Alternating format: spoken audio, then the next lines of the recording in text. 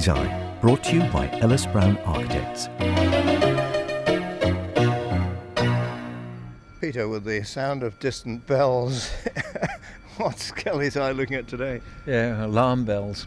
Oh dear me, I'm looking at the ubiquitous atrium. The ubiquitous atrium, that means atriums are everywhere. They are in modern buildings. Oh, yes. It seems to be the thing to have an atrium. In the olden days it was a glazed courtyard, but now it's an atrium. And this, I suppose, was probably the first on the island, I think, with modern buildings to have an atrium. They may have had them in certain offices before this, of course. Yeah, not of this magnitude. No. We're standing looking at what appears to be the front entrance to a building, but is really the back exit, despite the imposing flights of stairs and ramp over on the right-hand side.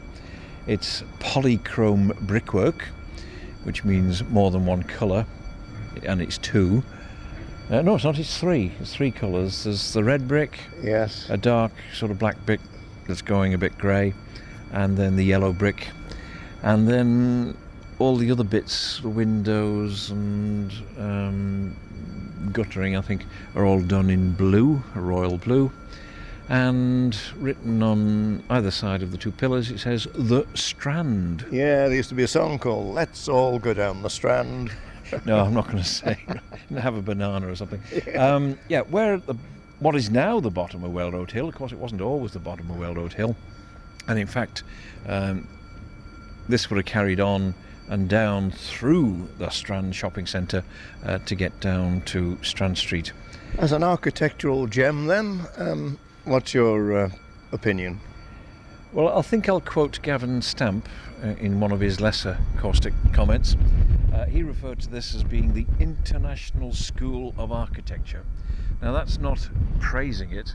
What he was really saying is, well, you can find one of these in Nottingham, and you can find one of these in Birmingham, and you can find one of these in Berlin.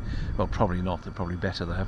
But in other words, it's fairly bland, it's serving a purpose. In other words, all the shops, particularly on this elevation, instead of having windows and displays, are all facing in, and they're facing into the atrium where the lifts are, and the moving staircases and the non-moving staircases.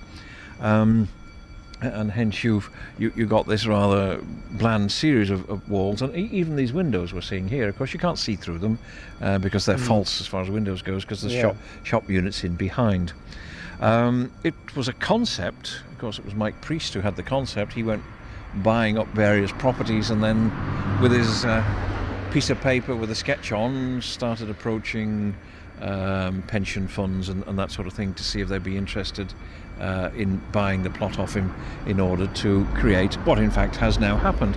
Yes. And the not strange thing, the remarkable thing is, and in fact it was extended, but not, I don't think, as part of the Strand. If you remember, a couple more properties knocked down, and Jessup Shop and the one next to it, was it a yes, that's right. health body care or something? Yeah. They were added, but and although in the same style and the same brickwork, I'm not aware in fact that they're part of the complex.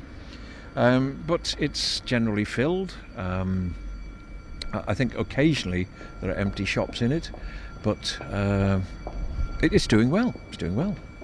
And it is the only one we have here. They may have them in Birmingham, they may have them all over Britain, but it's the only one we've got in Douglas, isn't it?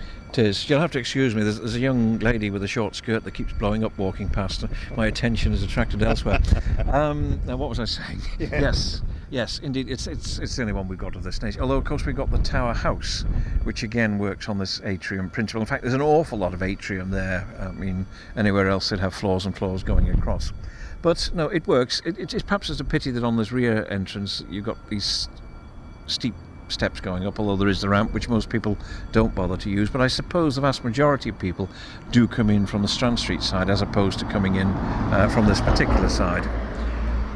Many of the most iconic buildings around the island have been designed by Ellis Brown Architects. Keep up with Ellis Brown today on Facebook or via ellisbrown.in.